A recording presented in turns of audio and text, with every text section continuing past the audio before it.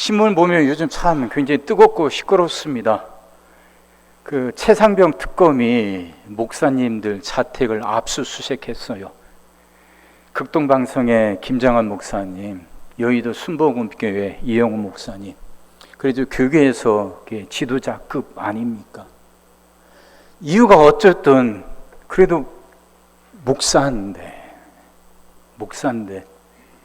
검찰에 의해서 압수수색 당하는 거 보면서 참 마음이 참 착잡했습니다. 어쩌다가 이렇게까지 됐는가 모르겠어요. 국민의힘은 이건 정치 탄압을 넘어서 종교 탄압이라고 그러는데, 기독교 쪽에서도 그렇게 압수수색 당할 만큼 빌미를 제공한 점이 있지 않은가 하는 생각도 듭니다. 어쩌다가 이렇게까지 됐는가. 기독교가 우리나라 안에서는 그래도 희망 아니었습니까? 1860년대, 1890년대에 들어오면서요. 1890년대죠.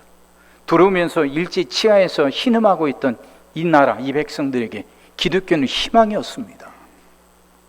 그래서 그 기독교가 그렇게 지금처럼 이렇게 큰 세력으로 성장할 수 있게 된 거죠. 근데 그때는 그렇게 희망이었는데 어느 순간부터 기독교가 지탄의 대상이 되었습니다. 이제 손가락질 당하게 된 거죠. 이유가 뭘까요?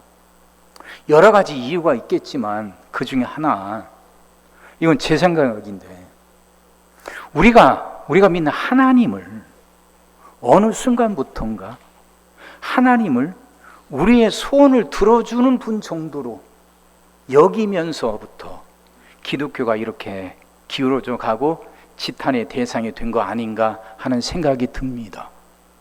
여러분은 하나님을 어떻게 생각하셔요? 알라딘을 보면 마법 램프가 있죠. 마법 램프를 쓰다듬으면 거기서 지니가 뿅 하고 나타나요. 그래서 소원을 말하면 뭐든 다 들어줍니다. 우리나라에는 도깨비 방망이라는 그것도 전설이 있죠. 금나라 뚝딱하면 금이 쏟아지고 은나라 뚝딱하면 은이 쏟아집니다. 어느 순간부터 우리는 하나님을 그렇게 마법 램프 속의 지니처럼 도깨비 방망이처럼 여기기 시작한 건 아닌가. 내 소원을 들어주시기만 하시는 분, 그 정도로만 생각하고 있는 건 아닌가. 그렇게 자기 생각이 앞서게 되고 자기 욕심이 앞서게 되니까 권력의 양지만 찾게 된 거죠.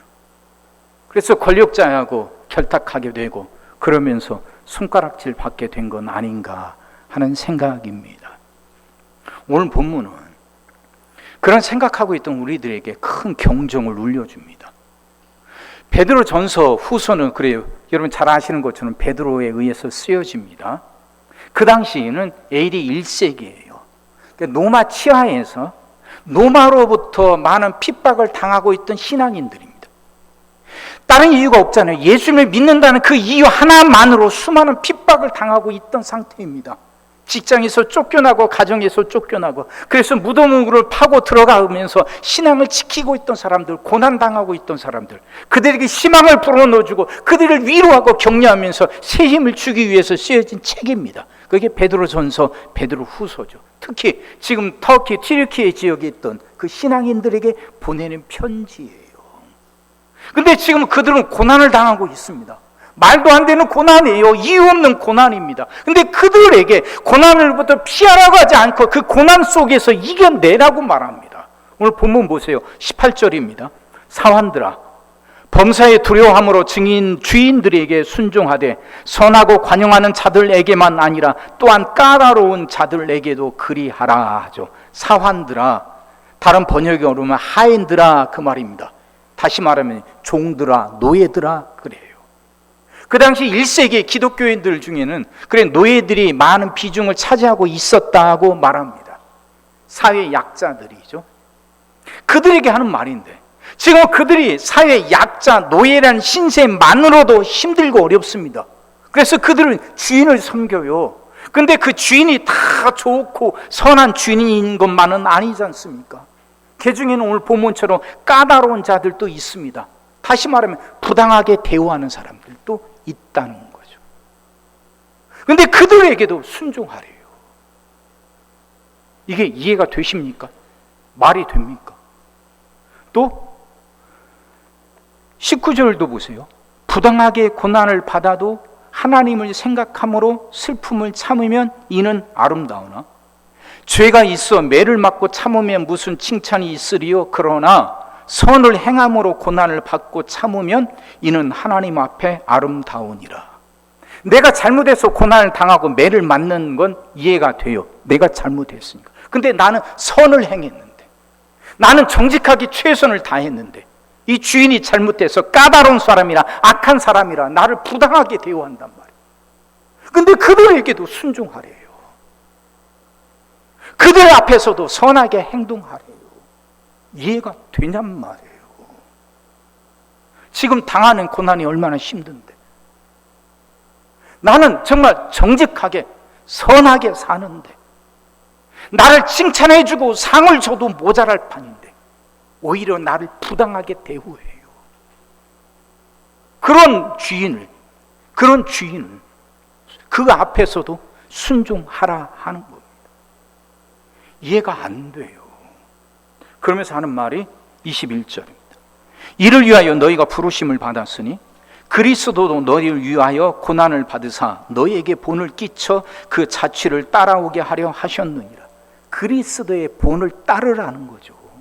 그러면 그 그리스도 예수님이 어떻게 사셨습니까? 그 22절부터 쭉 나오는 말씀 아닙니까? 그 당시 이스라엘 백성들은 메시아를 기다립니다. 하나님의 아들 메시아 구세주, 그분이 오시면 로마의 식민지로 전락해서 힘들게 살아가는 그들을 노마로부터 해방시키고 그들의 물질의 어려움, 경제적인 어려움을 해결해주고 그들을 살 수 있게 해줄 수 있는 그런 메시아 구세주를 기다리고 있었습니다. 이스라엘 사람들. 그러니까 그들이 기다리는 메시아는, 구세주는 그 로마와 싸울 수 있는 힘 있는 사람이었습니다. 근데 그들의 기대와는 전혀 다르게 그들에게 찾아오신 진정한 메시아 예수님은 그렇지 않았습니다. 그들이 생각하던 메시아는 영웅이었죠. 백마를 타고 예루살렘 성으로 들어오시는 분이어야 됐는데 그들에게 찾아오신 메시아 예수님은 나귀를 타고 들어가십니다. 로마와 맞서 싸워서 승리를 이끄실 줄 알았는데 로마와 맞서기는커녕 오히려 로마에 의해 붙들려 십자가에 못 박혀 죽고 맙니다. 한없이 초라하고 한없이 연약합니다. 그들의 생각과는 전혀 달라요. 근데 그분이 그렇게 죽어서 모든 것이 다 끝난 줄 알았는데 아니에요. 그분이 죽은 지 3일 만에 부활하십니다. 이 부활의 소식이, 그 부활을 보고 체험하며 성령 받았던 사도들의 가슴 속에 불이 붙고 그들이 붙은 불을 가지고 나가서 많은 사람들이 이 소식을 전합니다. 예수 그리스도가 죽었지만 부활하셨다고, 십자가에서 우리 죄를 짊어지시고 죽으셔서 죄의 문제를 해결하시고 부활하셨다는 소식이, 이 소식이 말 그대로 복음이 됩니다. 복음, 생명의 말씀이 돼요. 근데 그 말씀을 받아들인 사람들마다 일어서게 됩니다. 살아나게 됩니다. 그들 통해서 놀란 역사가 일어납니다.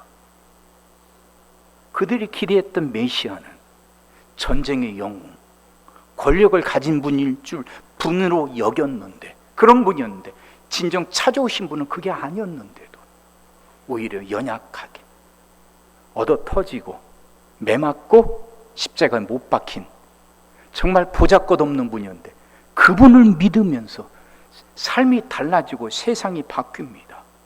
22절, 그는 죄를 범하지 아니하시고 그 입에 거짓도 없으시며 욕을 당하시되 맞대어 욕하지 아니하시고 고난을 당하시되 위협하지 아니하시고 오직 공의로 심판하신 이에게 부탁하시고, 욕을 당하시는데도 맞대서 같이 욕하지 않으셔요. 고난을 당하시는데 위협하지 않으셔요. 예수님이 그렇게 그 제사장의 그 부하들에게, 그 군인들에게 붙잡히실 때 그게 너무나 답답하니까 옆에 있던 베드로는 칼을 빼서 그 제사장의 그 군인 중에 한 명, 말고란 사람 귀를 치기까지 하지 않습니까? 답답하니까 그렇겠죠. 자신이 믿었던 예수님, 하나님의 아들 구세주는 이렇게 붙잡혀 가는 분이 아니니까 자기라도 맞서 보려고 칼을 뺐는데 오히려 예수님은 베드로를 나무라십니다. 그러면서 그렇게 말씀하시죠. 내가 지금 이 순간에 하늘로부터 천군 천사 12군단이나 되는 천군 천사를 불러서 저것들을 물리칠 수 있는 능력이 없어서 당하는 줄 아느냐? 아니라는 거죠. 능력이 없어서 당하는 게 아니라 그것이 하나님의 뜻이니까. 그렇게 붙잡혀 죽어야 진정한 생명의 역사가 일어나니까 순순히 그렇게 붙들리고 끝까지 하나님께 순종하신다 그 말이죠. 근데 그분을 믿었단 말이에요. 그분을. 노만을 물리치는 힘 있는 영웅, 백마를 타고 오시는 그리스도가 아니라 노마에 의해서 붙들려 죽고 나귀를 타고 오시는 연약한 그분을 믿었던 사람들이 노마를 뒤엎어요. 그게 밀라노 칙령 아닙니까? 예수를 믿는 사람들 그렇게 핍박하던 로마가 드디어 예수 믿는 사람들 앞에 항복한 사건, 그게 밀라노 칙령 아닙니까? 기독교를 국교로 인정하는 거. 힘은 거기서 나와요. 자기 욕심을 차리고 자기 뜻을 관철시키려고, 그래서 권력의 양지를 쫓는 게 아니라 고난 속에서 살아가는 사람, 고난의 자리에서 버텨선 사람들, 그 예수님의 발자취를 따를 때 진정한 승리의 역사가 일어난다는 거죠. 오늘 그렇게 예수님의 발자취를 따르라고 하나님이 우리를 부르셨다고 말씀합니다. 그럼 예수님의 발자취란 걸 오늘 본문은 또 뭐라고 말할까? 그게 19절 말씀입니다. 부당하게 고난을 받아도 하나님을 생각함으로, 그 말이에요. 하나님을 생각함으로. 예수님도 부당하게 붙들려서 채찍에 맞고 십자가에 못 박히시지만 그 순간에도 그 예수님이 생각하셨던 거 하나님 아니었겠어요? 그 순간에도 그가 바라봤던 건 하나님 아니었겠냐고요. 하나님 앞에, 다시 말하면 하나님 앞에 믿는 사람으로 우뚝 서는 거죠. 우뚝 서는 거. 그걸 18절은 이렇게 표현합니다. 사환들아 범사에 두려워함으로, 그러죠. 범사에 두려워함으로, 범사를 관장하시는 하나님을 두려운 마음으로, 경외하는 마음으로 그 하나님 앞에 서라 하는 겁니다. 자, 정리하면 예수를 믿는다는 것만으로 고난을 당하며 핍박 속에서 어렵게 살아가는 그들에게 베드로가 위로하면서 주시는 말씀은 고난 속에서도 하나님을 바라보라는 거예요. 다시 말하면 고난받는 그 자리에서도 하나님을 믿는 사람답게 살아가라는 겁니다. 그 고난 속에서 네 살아가는 모습을 통해서 하나님이 보일 수 있게 살아가라는 겁니다. 고난 속에서도 원망과 불평에 무릎 꿇지 말고, 고난 속에서도 세상과 타협하지 말고 너를 통해 예수 그리스도의 향기가 드러나도록 믿는 사람답게 살아가라는 겁니다. 이 말씀이에요, 이 말씀.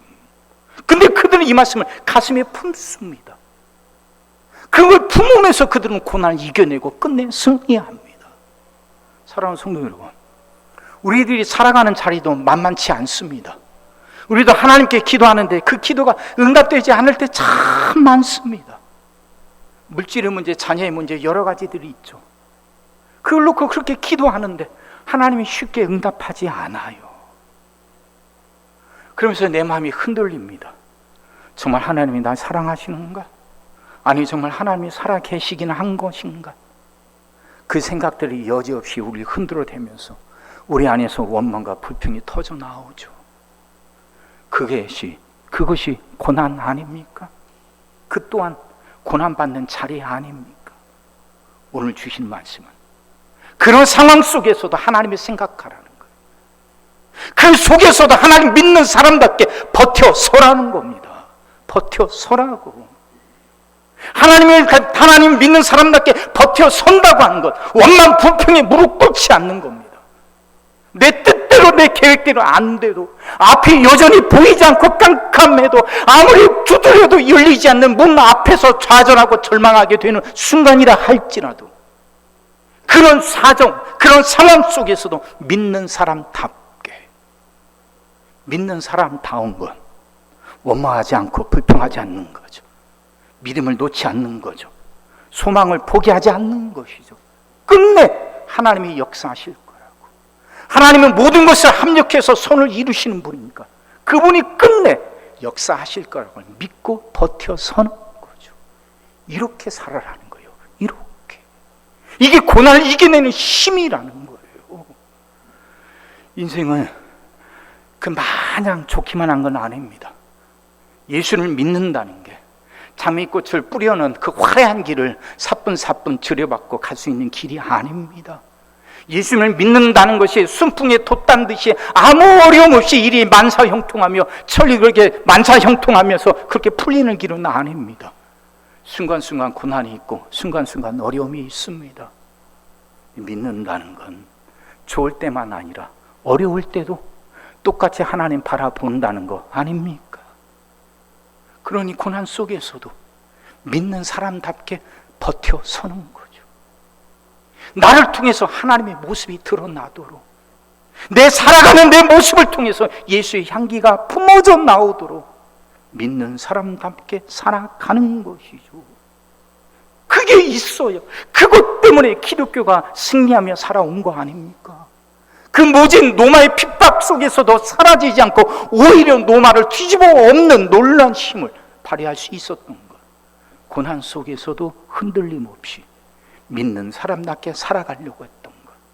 예수님의 발자취를 따라가려고 했던 노력들, 그 몸부림이 그런 놀라운 일을 이루어낸 거 아닙니까? 정치인들 보면 참 우리를 실망시키는 사람들이 참 많지만 그래도 한 번씩 우리를 감동시키는 사람들이 있습니다. 김민석 국무총리입니다. 여러분 잘 아실 거예요. 그분이 어떤 분이었는지. 젊었을 때 참 대단했습니다. 서울대 사회학과를 졸업하고 서울대 총학생회장, 그리고 그때 이제 전국 총학생연합회라는 게 있습니다. 그 전대 전신이에요. 전학년 초대 의장이었습니다. 그리고 있다가 이제 감옥살이도 하게 되지만 김대중 대통령에 의해서 발탁되어서 이제 정치에 들어서게 되죠. 15대 국회의원 32살 최연소 국회의원입니다. 그 기록을 아직도 안 깨진 것 같아요. 32살 최연소 국회의원으로 정계에 진출을 합니다. 정말 정치계의 샛별이었습니다. 그 다음 16대 국회의원에서도 이제 재선에 성공하게 되고요. 그리고 민주당 후보로 서울시장에 도전하게 되죠. 그것 또한 최연소입니다. 근데 거기서 서울시장에 도전했다가 실패합니다. 그리고 2002년에 대통령 선거가 있었죠. 노무현과 이제 전몽준이 서로 연합했는데 그 연합회에서 일을 하다가 그 노무현 버리고 새천년 민주당 탈당하에서 정몽준 편에 붙어버립니다. 그리고서 노무현 정몽준 연합이 깨지죠. 이제 그 역할을 한 게 김민석이었어요. 근데 결과는 어떻게 됩니까? 잘 아시는 대로 노무현이 대통령에 당선되게 됩니다. 그러면서 그 김민석이라는 사람의 인생이 급전직하 낭떠러지로 굴러 떨어지죠. 그때 유명했던 말이 있었어요. 김민석 새 됐다고. 참 유명했습니다. 그리고 나서 완전히 낭떠러지로 굴러 떨어집니다. 이혼하게 되고 모든 것이 다 끊어져요.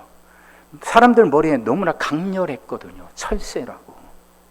그렇게 한번 낙인 찍히면 그렇게 다시 일어서기 참 힘들고 어렵습니다.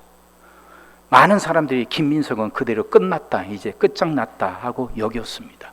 그런데 그가 놀랍게 부활하죠. 2020년에 국회의원이 되고 24년 국회의원 되고 25년에 국무총리가 됩니다. 화려하게 재기를 내요.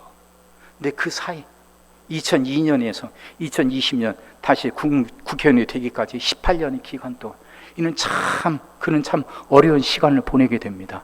정말 암흑의 터널을 지나게 됩니다. 살아남으려고 무던히 애를 씁니다. 부산시장에도 도전해보고 국회의원의 비례대표에도 나가보려고 하고 지역구에도 나가보려고 하지만 번번이 다 실패합니다. 그 어두운 터널, 그 18년 기간 동안 그가 하나님을 찾습니다. 알고 보니까 그가 기독교 집안 같아요. 그 형이 김민웅 교수라고 그 촛불연합 대표죠. 그분이 목사님이에요. 대학 교수고. 그러니까 이제 아마 기독교 집안이고 어렸을부터 교회를 다녔던 것 같아요. 근데 이분이 그 어려운 시기에 지금도 있습니다. 신길교회, 여의도 신길동에 큰 교회인데 그 교회 스스로 등록을 합니다. 집에 한 게 형편이 어려우니까 그 교회 옆에 오피스텔 하나 얻어서 어렵게 살 때 했는데 그 신길교회 등록하면서 새벽제단을 쌓았답니다. 담임 목사님이 보는데 참 신실하더래요. 이게 꾸준히 새벽제단을 쌓는 것이 감동돼서 한번 만나서 차를 나누며 이야기를 나눴답니다. 그 어려움이 이분을 무너뜨린 것이 아니라 더 단단하게 했구나 하는 생각이 들었답니다. 그렇게 새벽제단 쌓고 교회 들어오면서 교회에서 설거지 봉사를 하면서 거기서 다시 이제 재혼할 분을 만나서 2019년에 재혼하게 되죠. 그분이 이제 자기에게 영적인 그게 지주 역할을 해준다고 그렇게 말했다면서요. 그러면서 그분이 다시 우뚝 서게 돼요. 그 어려운 기간 동안 자신의 말로 그렇게 자신의 인생을 그렇게 표현합니다. 하늘 높은 구름 위에서 거닐다가 어느 날 갑자기 지상도 아니고 지하 4층 5층으로 굴러 떨어진 인생이었다고. 얼마나 힘들었겠어요. 구름 높은 곳에 있다가 지상도 아니고 지하 4층 5층으로 굴러 떨어져 보니까 정신이 바짝 들더라고. 그 어려움 속에서 그는 하나님을 붙들었고 그 하나님 힘으로 일어서게 됐죠. 그가 국무총리가 돼서 한 말이 있습니다. 취임사로 새벽형 국무총리가 되겠다고. 그 말이 무슨 말이에요? 여지껏 자기를 지켜준 그 새벽 기도, 새벽 제단 쌓는 것, 총리가 돼서도 그 일을 계속하겠다는 의미 아니었겠어요. 18년이란 고난 그 긴 시간 동안 그는 하나님을 찾고 하나님을 붙들었던 거죠. 그 고난의 자리에서도 하나님 믿는 사람으로 살아가겠다고 몸부림쳤던 거 아닙니까?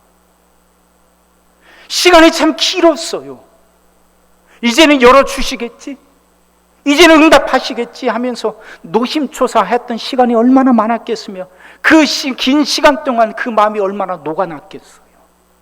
근데 그는 그를 견뎌냅니다. 버텨냅니다.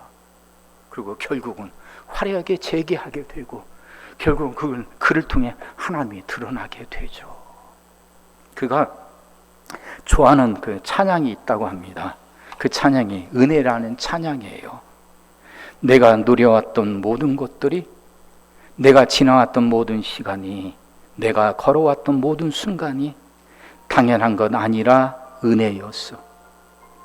아침 해가 뜨고 저녁의 노을, 봄의 꽃향기와 가을의 열매, 변하는 계절의 모든 순간이 당연한 것 아니라 은혜였어.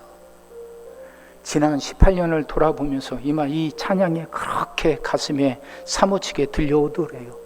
아침마다 잠에서 깨면 이 찬양을 부르면서 하루를 시작한다고 그럽니다. 우리 같이 불러보겠습니다.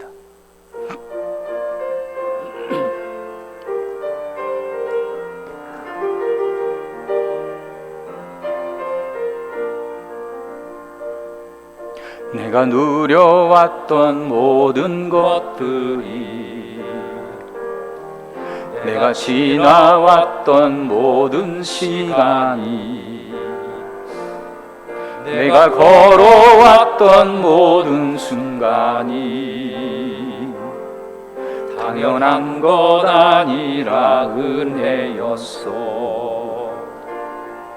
아침 해가 뜨고 저녁의 노을, 봄의 꽃향기와 가을의 열매, 변하는 계절의 모든 순간이 당연한 것 아니라 은혜였어. 모든 것이 은혜, 은혜, 은혜, 한없는 은혜. 내 삶에 당연한 건 하나도 없었던 것을 모든 것이 은혜, 은혜였어. 내가 이 땅에 태어나 사는 것, 어린아이 시절과 지금까지 숨을 쉬며 살며 꿈을 꾸는 삶, 당연한 것 아니라 은혜였어. 내가 하나님의 자녀로 살며 오늘 찬양하고 예배하는 삶, 복음을 전할 수 있는 축복이 당연한 것 아니라 은혜였소. 모든 것이 은혜, 은혜, 은혜, 한없는 은혜. 내 삶에 당연한 것 하나도 없었던 것을 모든 것이 은혜, 은혜였어. 모든 것이 은혜, 모든 것이 은혜, 은혜, 은혜, 한없는 은혜. 내 삶에 당연한 건 하나도 없었던 것을 모든 것이 은혜. 한 번 더 합니다. 모든 것이 은혜, 모든 것이 은혜, 은혜, 은혜, 한없는 은혜. 내 삶에 당연한 것 하나도 없었던 것을 모든 것이 은혜, 은혜였소. 18년이란 그 긴 암흑의 시간 동안 그는 새벽제단 싸우면서 하나님을 붙든 거 아니었겠어요? 그 기도가 금방 응답되지 않고 길이 금방 열리지 않지만 그런데 그는 그 속에서 원망하지 않고 절망하지 않고 그는 버텨서서 하나님 붙잡은 거 아니었겠냐고요. 결국 하나님의 때가 됐을 때 그에게 길이 열리기 시작합니다. 누구도 상상하지 못할 만큼 화려하게 길이 열리기 시작합니다. 그 어려움의 세월 동안 그는 신앙을 지켰고 하나님 믿는 사람답게 버텨섰기에 이제 와서 그는 이렇게 찬양할 수 있는 거 아닙니까? 지난 모든 세월이 다 은혜였다고. 젊었을 때 화려할 때뿐만 아니라 18년의 고난의 세월조차도 은혜였다고 고백할 수 있는 거 아닙니까? 사랑하는 성도 여러분, 하나님은 우리가 소망을 이루어주는 분이 아니에요. 그렇게 우리가 이용할 수 있는 분이 아닙니다. 하나님은 우리가 절대적으로 순종하며 따라야 할 뿐입니다. 하나님의 뜻이 순간순간 우리에게 이해가 되고 우리가 순간순간 받아들일 수 있는 건 아닙니다. 이해가 안 되고 뱉어내고 싶을 때도 참 많습니다. 하지만 하나님 뜻은 언제나 옳고 하나님이 결국 모든 것을 합력해서 선을 이루시는 분입니다. 그럼 우리는 그 하나님을 따라야죠. 그 하나님 뜻을 쫓아야죠. 하나님 뜻보다 내 욕심을 쫓으니까 권력의 양지만 쫓다가 결국 손가락질 받게 된 거 아닙니까? 우리 첫사랑을 회복합시다. 첫사랑을 회복합시다. 고난의 자리일지라도 그곳에서 하나님 믿는 사람답게 버텨 섭시다. 세상과 타협하지 말고 원망과 불평에 무릎 꿇지 말고 고난의 자리에서도 나를 통해서 하나님의 모습이 드러나고 예수 그리스도의 향기가 나타날 수 있도록 믿는 사람답게 버텨 섭시다. 그럼 우리 또한 그 김민석이란 분처럼 은혜란 찬송을 마음껏 부를 수 있게 될 겁니다. 모든 것이 은혜였다고 우리도 고백하는 그날이 오고야 말 겁니다. 그렇게 믿음 지켜서 그렇게 버텨서서 끝내 승리하는 여러분 다 되시기를 주의 이름으로 축원합니다. 기도하겠습니다. 사랑의 주님, 말씀이 이해가 되게 하시고 깨달아지게 하시고 은혜가 되게 하여 주옵소서. 주여 이 은혜를 내리워 주옵소서. 우리는 한없이 연약합니다. 우리는 한없이 어리석습니다. 그래서 눈앞에 보이는 현실이 쉽게 좌우되고 흔들립니다. 하나님 이런 우리를 긍휼히 여기시고 불쌍히 여기서 어떤 자리에서도 어떤 순간에도 하나님을 믿는 사람답게 버텨 설 수 있게 하여 주옵소서. 그렇게 우리의 신앙에 힘을 더하여 주시옵시고 우리에게 용기를 더하여 주옵소서. 우리의 모습을 통해서 하나님이 드러날 수 있게 하시고 예수 그리스도의 향기가 나타날 수 있게 하여 주옵소서. 연약한 우리를 긍휼히 여기사 강하고 굳센 팔로 붙들어 주셔서 버텨 서게 하시고 승리하게 하여 주시옵소서. 예수님의 이름으로 기도하옵나이다. 아멘.